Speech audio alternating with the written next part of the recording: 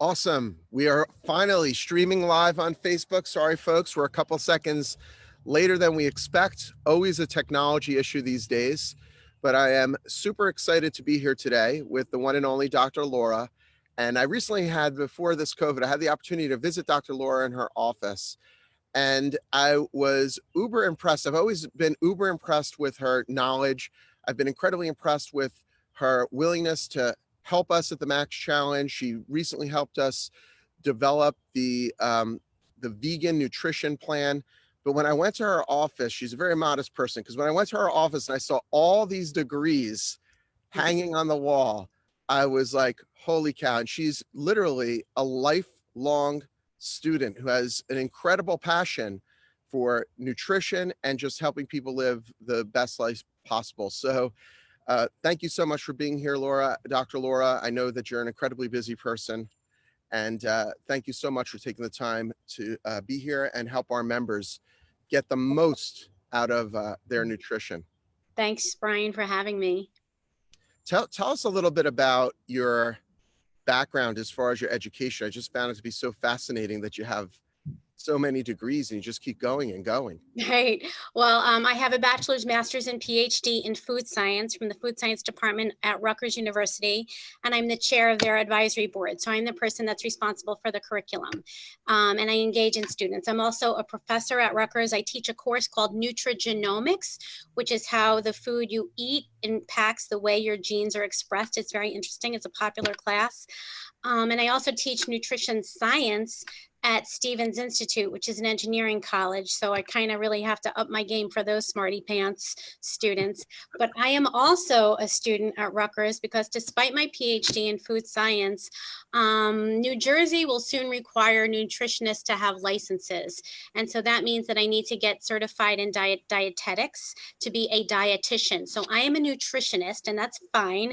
I can operate my, my business, Egglrock Nutrition, with my PhD in food science, but I really need this license. So I've gone back to school. So while I'm teaching all these classes, I am also a full-time student in this dietetics program right now. I have classes today. Like my last class was last Wednesday. Thursday and Friday, I had to grade my own final exams and read all those papers, like why I signed so many papers to 30 students, I don't know. And then Monday, I was off and running. Yesterday was my daughter's graduation. I was doing homework. I had class in between her graduation, right? So I keep myself really busy. I was a fitness instructor at the Y, so I'm on hiatus from that for obvious reasons.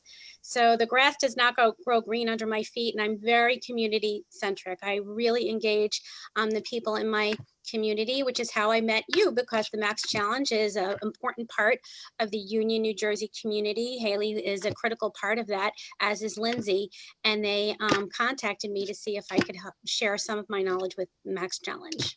Awesome. So, you know, stress eating during these times is on the rise. I've seen Max Challenge members who've done exceptionally well on our program who now took a little bit of a backslide. Do you have any advice for people that might be experiencing stress eating?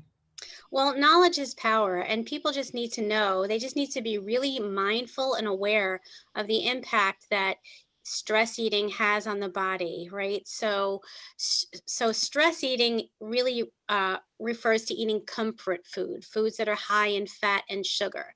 And comfort food isn't called comfort food just because it tastes good. It's called comfort food because it literally lowers your stress hormones.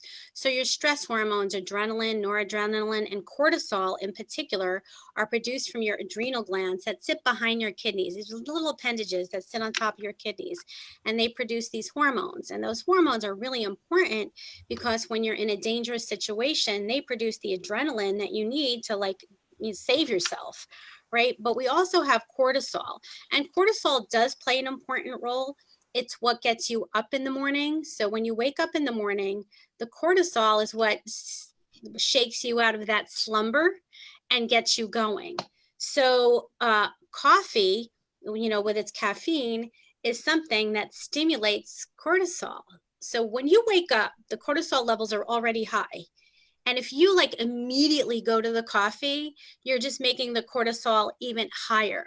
And the more you potentiate the cortisol, the less it will work.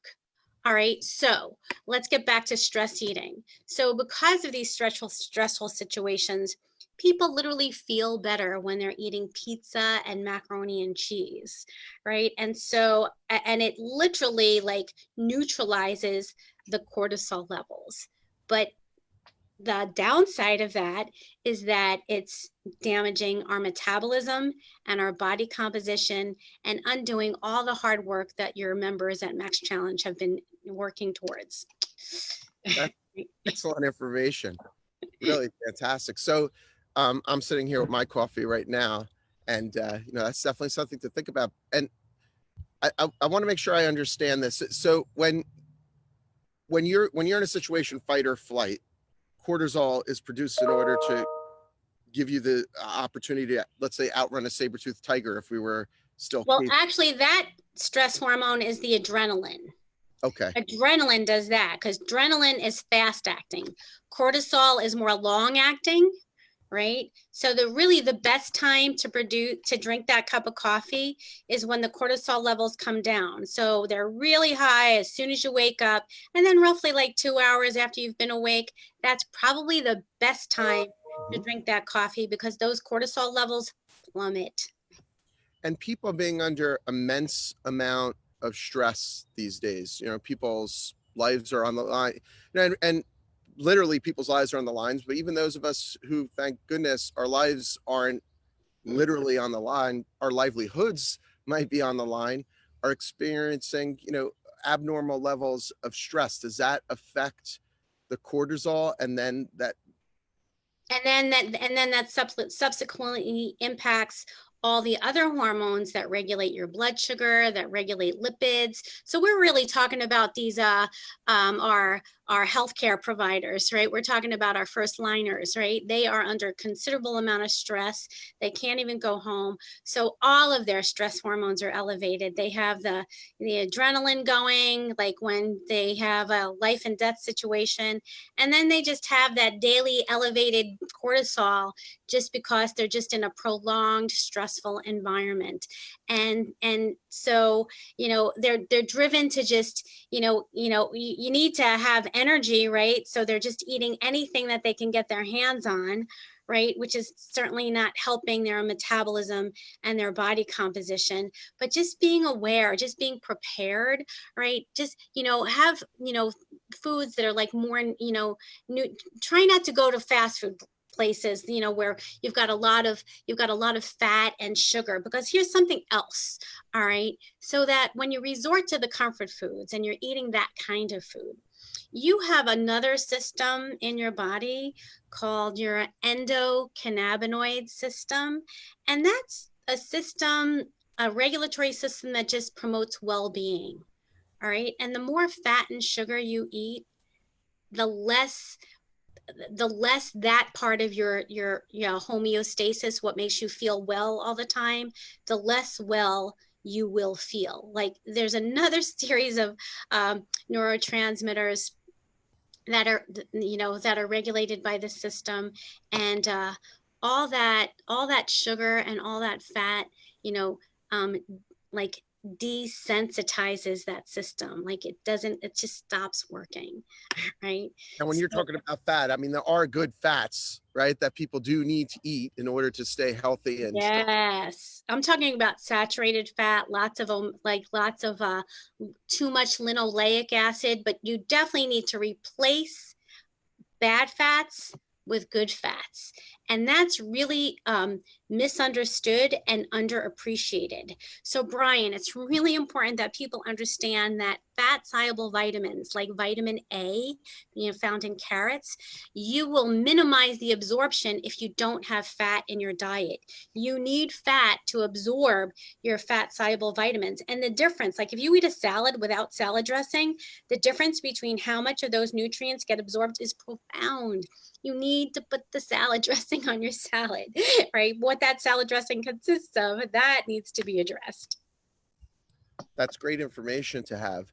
So when we're walking down the aisle in the supermarket and we see this box that says, I don't even know anymore because I don't look at the boxes because I don't really eat anything out of a box, truly. Like I Good. don't eat anything out of a box. Awesome. But now I know there's a lot of advertising that says lower in fat, and it's lower. It's not, or low fat or reduced fat or reduce.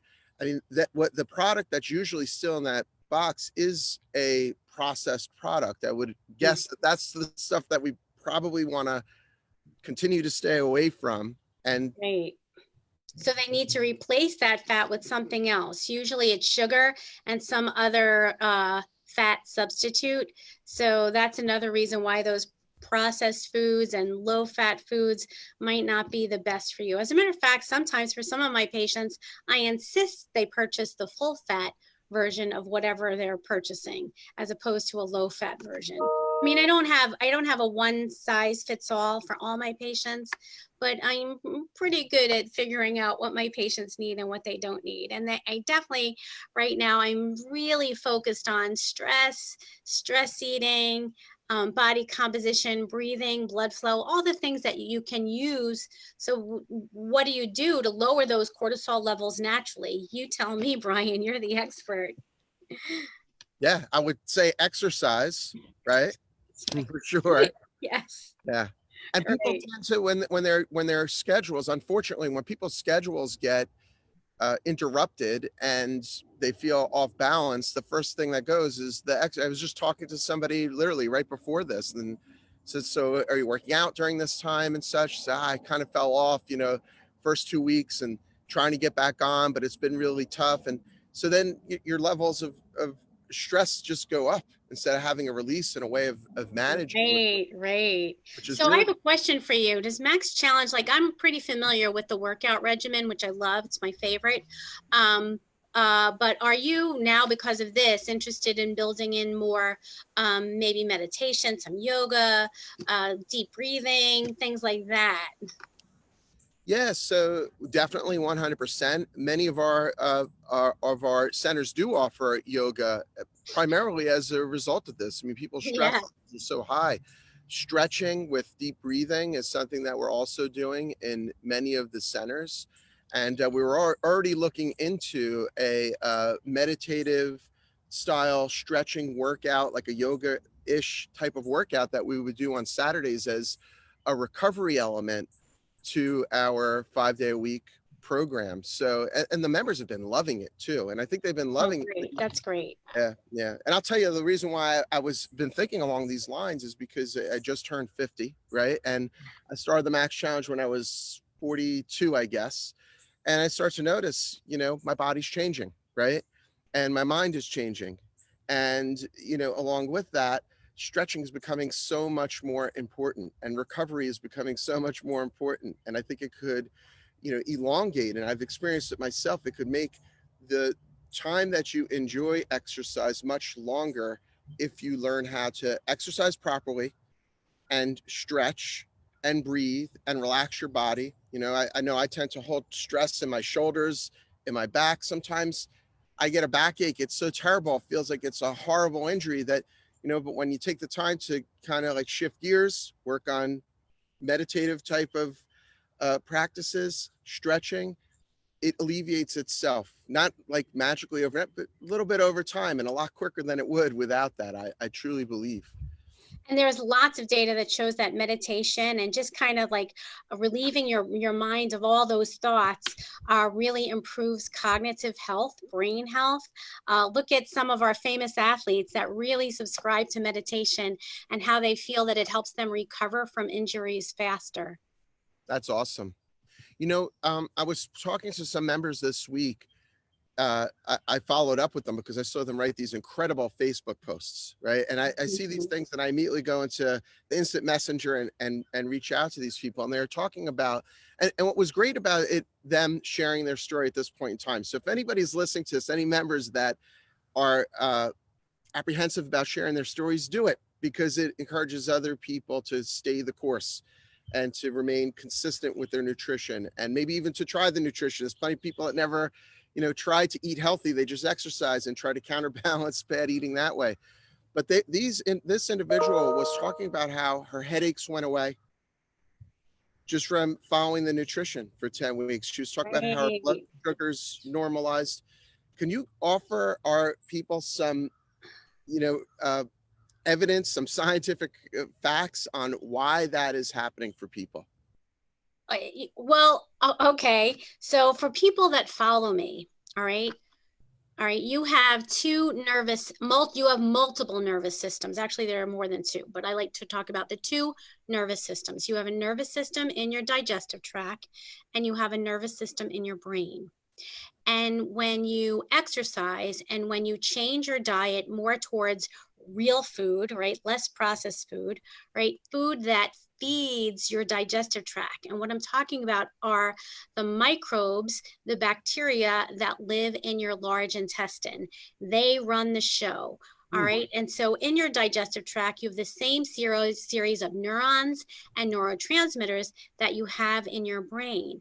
All right. And there's a communication. There's communication from the digestive tract to the brain and from the brain to the digestive tract. And all of these things need to be in sync. So you need to feed the bacteria in your digestive tract so that you have adequate regulation of that nervous system. There's a vagus nerve that connects the enteric nervous system, which is in your digestive tract, to your central nervous system, which is part of your brain. And that communication can only be met when you are adequately nourishing your digestive tract. And because we're kind of talking about stress today, you have another system called the HPA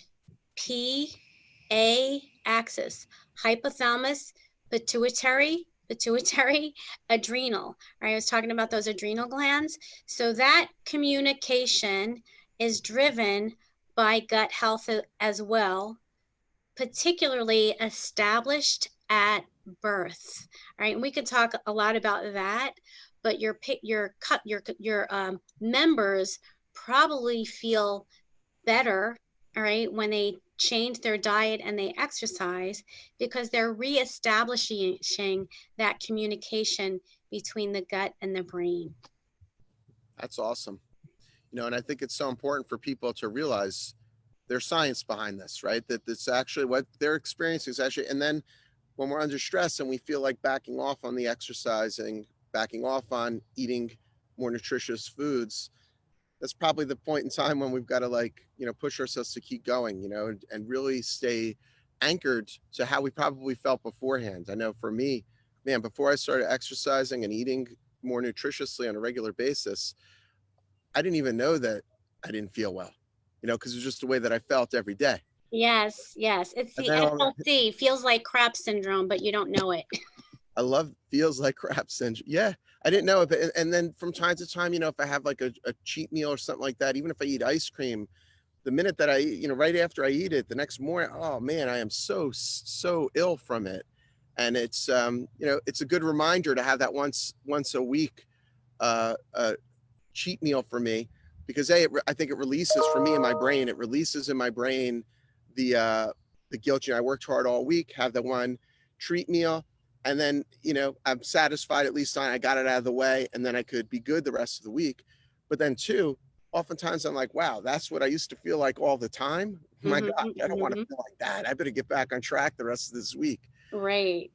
But I really do think that the quarantine is going to force people to be more accountable to their health. One study that I'm really glad that you invited me to do this, because I really want to just share with you that what we've learned, one of the many things that we've learned about this infection is that the more adipose tissue, the more fat cells you have, right? Adipose cells have ACE receptors, all right, that enable the virus to infect the cell. So the more adipose tissue you have, the greater the infectivity. And what we're seeing that once you become infected, the worse your body composition, the worse the outcome is. So people are really going to have to take stock of their health and figure out what one little thing they need to do so that they can improve their immune system, strengthen the immune system by being more attentive to your diet and moving, getting the blood flow, exercise, and relieving that stress. Because if we don't, this is not going to end well. That's great advice for everybody to know and to hear, is just so incredibly important. I hope everybody's experiencing the same thing as me, but in our house, we eat 3 square meals a day now, all home cooked, all home cooked. Like, we're not ordering in. We're not, we like everybody else, we're budgeting now, right? So eating out or ordering in is it not an option for us. We're being very disciplined with that.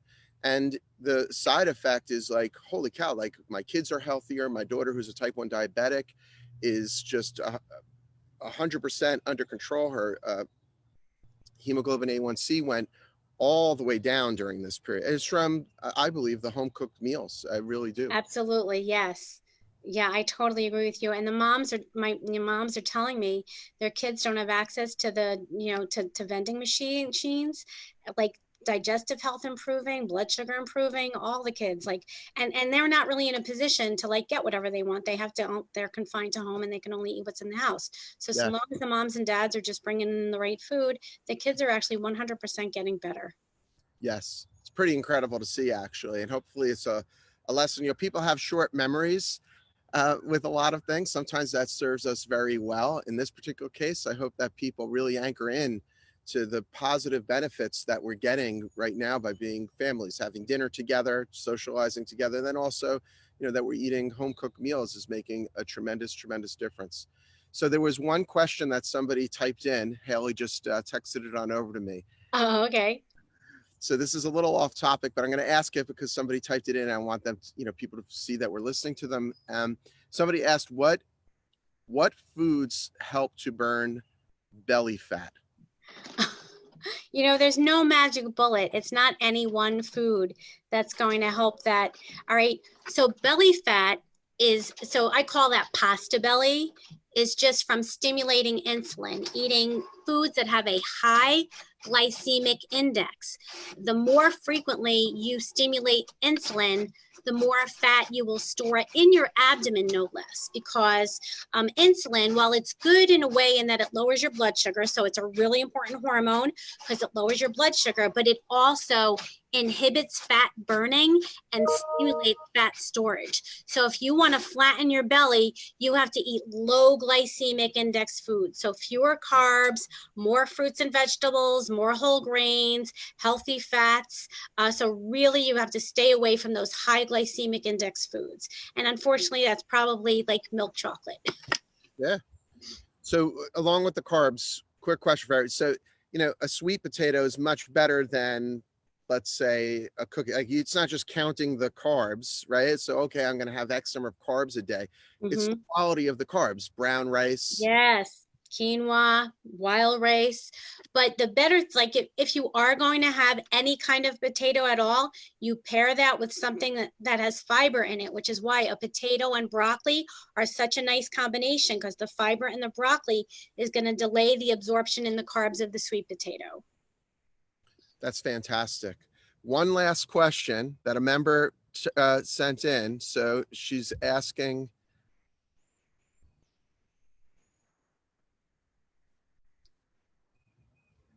I'm not sure. I'm going to ask this to you the best I can. She asked, what study is it that regarding the fat cells? Is there? That's new data. That is brand new data about the fat, the adipose tissue and the receptors. And this is top tier. This is being published in the top tier journals in JAMA and Science. And I mean, this research is coming out of reputable laboratories and being published in peer-reviewed journals. And I think it's a remarkable correlation that they are making with infectivity and adiposity. Fantastic. So I know that you have another another appointment to go to. You're very Yeah, I busy with your know. patients. I have like I 2 minutes. I want to make sure that our people know where to get in touch with you if they're interested in nutrition counseling. You also offer Cova testing now as well. Antibody testing, I booked the appointment. You don't need to present with symptoms. You don't need a prescription from your doctor. I book the appointment for you immediately, and the results come back in 48 hours. And it's a great antibody test. It's one of the few that has been approved by the FDA for emergency testing. So you can find me at egglrock.com, EGGLROCK.com. Just go to the website. You can find all my social media pages. There's a little button. As soon as you go there, there's a button to book this, to book an appointment for your antibody test. There's you can book an appointment with me. I accept all forms of health insurance with a few exceptions, but we work around that. But I accept Medicare, Medicaid, private insurance. My patients tell me that they come regularly because it's such a learning experience. So thank you for letting me share that, Bryan. Oh, you're quite welcome. Thank you so much for all you do today and always to help the members of the Max Challenge really get the most out of the program. So You're quite welcome.